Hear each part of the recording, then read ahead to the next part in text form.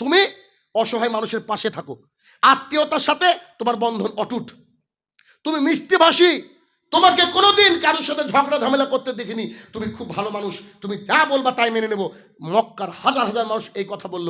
রাসূল সাল্লাল্লাহু আলাইহি ওয়াসাল্লাম বলেছেন একটা বাক্য, কুলু লা ইলাহা ইল্লাল্লাহ তুফলিহুন, আপনারা সবাই লা ইলাহা ইল্লাল্লাহ বলেন, তাহলে বেঁচে যাবেন।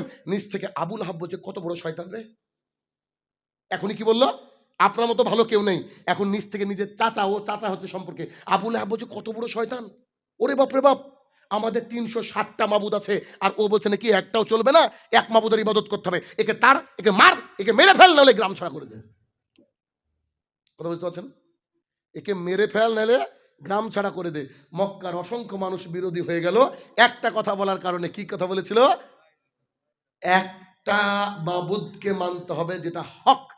তার মানে ৩৬০টা লাত, মানাত, উজ্জা, হবল